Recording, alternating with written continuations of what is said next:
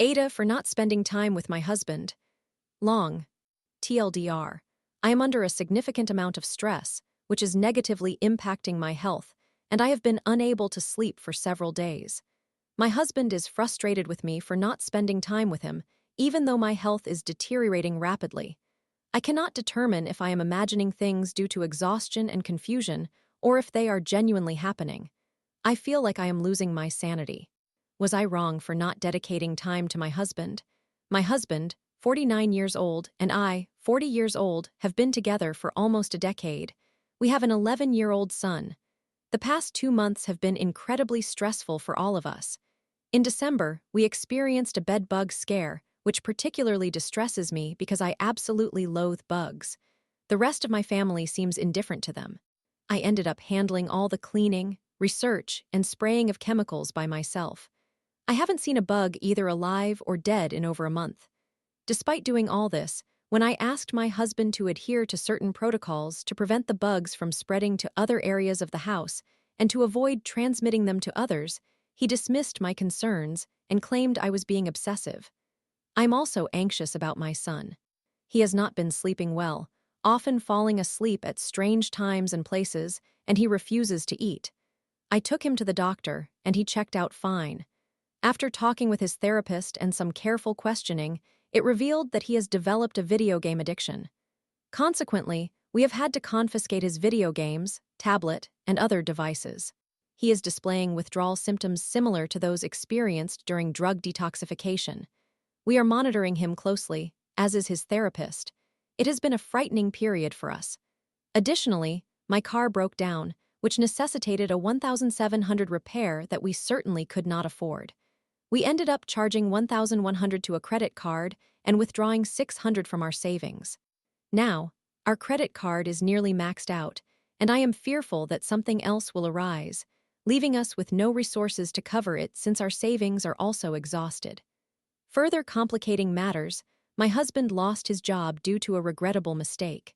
Fortunately, it is tax season, so we will receive our refund to help cover bills and necessities for a few months.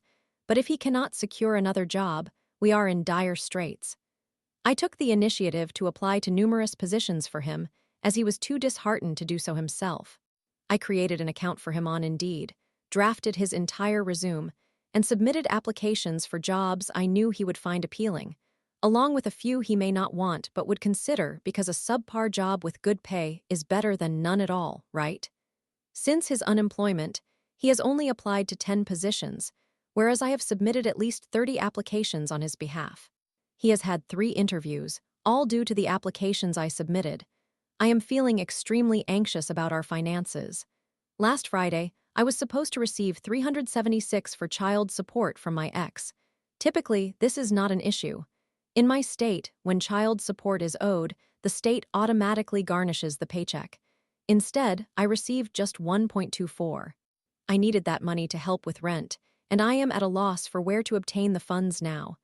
I hope this was just an isolated incident and that I will receive the full amount next time, but I cannot be certain that will happen. That is merely a glimpse of the challenges we have been facing. I have lupus. For individuals with lupus and other conditions such as fibromyalgia, stress can trigger a flare-up. Each flare is unique. Some can be excruciating and lead to complications like kidney or liver problems, while others manifest with milder symptoms like joint pain and low-grade fevers. All this stress, coupled with sub-zero temperatures, has led to a severe flare-up, my worst to date. I have not slept in days. I cannot even count how many. My joints are red, swollen, and extremely painful. I am unable to take my usual medications due to the risk of stomach ulcers, so I am managing with a heating pad, ice packs, and topical gel, all of which are ineffective. I have red, patchy, itchy rashes appearing all over my body, and none of the anti-itch medications are providing relief. I am constantly itching, and it is driving me up the wall. Additionally, I have painful, cold sore like ulcers forming inside my mouth and nose, as well as a fever of 102, accompanied by alternating hot and cold flashes. Yes, I have consulted my doctor. I just need to endure it and manage my symptoms. Fantastic. My husband is aware of what I am going through. I have done my best to convey my condition. I feel utterly exhausted and I can barely function. I wanted to relax in the recliner today to avoid worsening my symptoms, but he and our son wished to play a board game and insisted that I participate as well, so I obliged. The game ended up lasting 3 hours. After sitting in our hardwood dining room chairs for that long, I was in considerable pain and utterly drained. With only an hour before I needed to start dinner, I simply wanted to disconnect until then. However, that led to my husband becoming upset. He does not come to me directly to express his feelings, instead opting for snarky, passive-aggressive comments that sting and distress me. I remarked that I hadn't done anything, and he replied with something like, "You never do." This instantly makes me feel terrible. I feel as though I have been bending over backward to assist him and make him happy while trying to help him cope with the loss of his job, which he cherished and had held for 9 years. He claims that I am not spending time with him and that I am on my phone too much. I was uncertain how to respond, so I simply got up and went to bed to lie down. Note, I have previously mentioned that such comments deeply affect me and that I would appreciate it if he could be more straightforward about his feelings. He stated that he would try, but he still persists in making such remarks, which adds to my hurt. Wasn't participating in a 3-hour game quality time together? Does all the effort I have put in over the past months count for nothing? I have been there for him through his emotional ups and downs, comforting him and assuring him of his worth, while I expressed my belief that he would find a job a better one. I have assisted him in purchasing interview attire. For weeks, I have been at his service.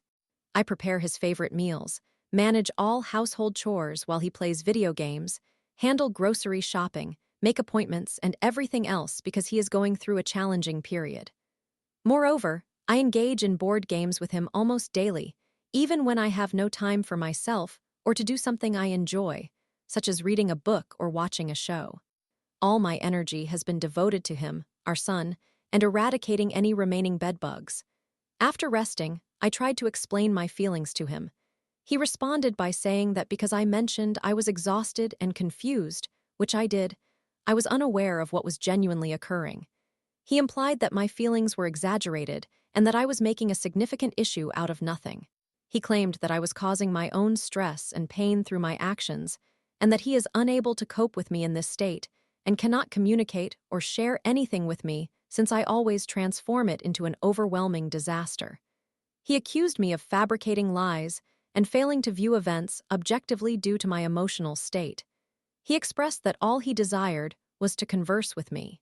When I questioned why he didn't simply say he wanted to talk, he responded that he didn't know what he would say because he had nothing to discuss. When I inquired why he continues to make hurtful remarks, he stated that he was already extremely upset at that moment.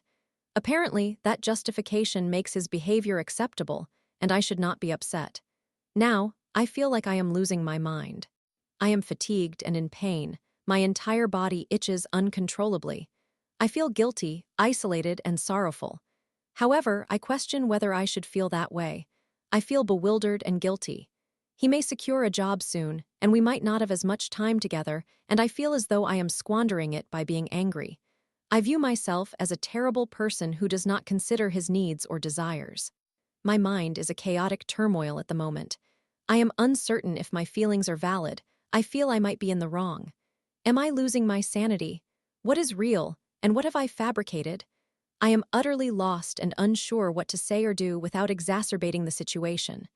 Additionally, my doctor contacted me regarding my recent lab results. My kidney function tests are alarmingly abnormal, and I began experiencing blood in my urine during the night. I went to the emergency room, and it seems I am on the verge of kidney failure. I am anxious about what will occur next and what the treatments will entail. My husband claims he is also scared. He insisted that I must not decline any treatment offered to me and guilted me, stating that if I were to die, he would be all alone. I don't know. It feels as though he is making this his issue when I am the one who is unwell. He behaved similarly when I battled cancer a few years ago and when I had to stay in another state to care for my grandmother during her terminal illness. Story 2. My classmate wrote a religious manifesto about our classroom drama and distributed it to the whole school. I yelled at him and kind of feel bad. This all began at the start of 2023 when I, a 15-year-old girl at the time, met Dude, a 14 or 15-year-old boy. He initially appeared to be somewhat eccentric, but I didn't give it much thought since my school was known for admitting students who had been too troublesome for others. However, as time passed, I began to feel uneasy about him.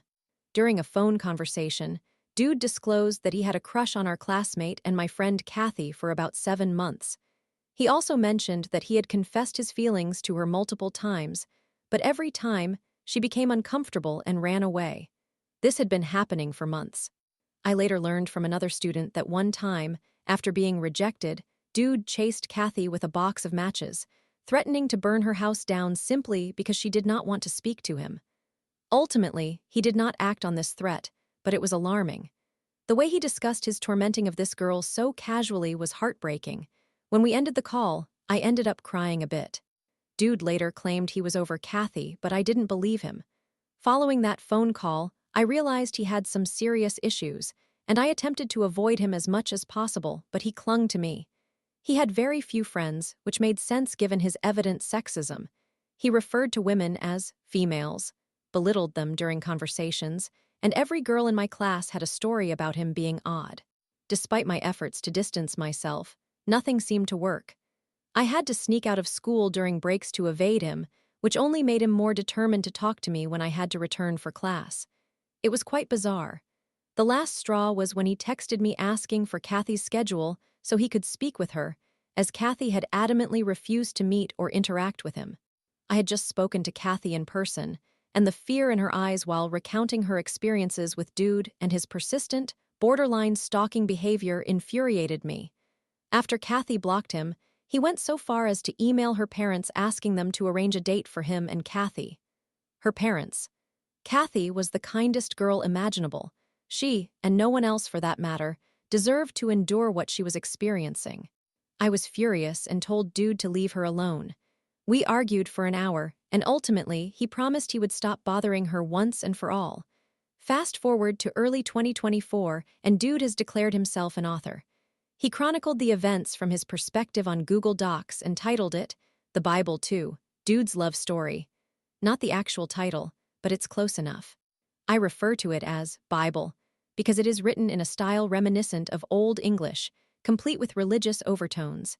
He referred to all of his classmates as his followers and claimed that we all betrayed him. One of our classmates was referred to as Judas, although I cannot recall the reason, something concerning betrayal of trust. Before I continue, there is an important detail about Dude to share. He was a massive fan of Breaking Bad. I mean, it was a huge obsession. All his usernames for various accounts featured Walter White.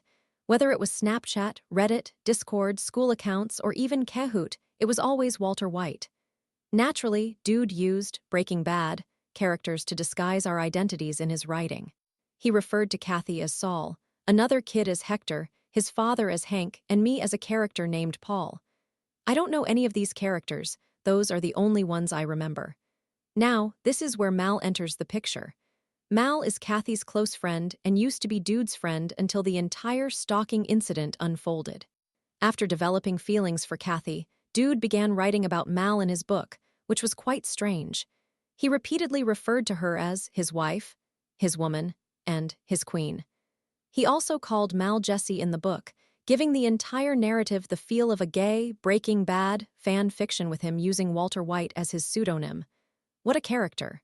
Side note, for some unknown reason, he included my full phone number in the book.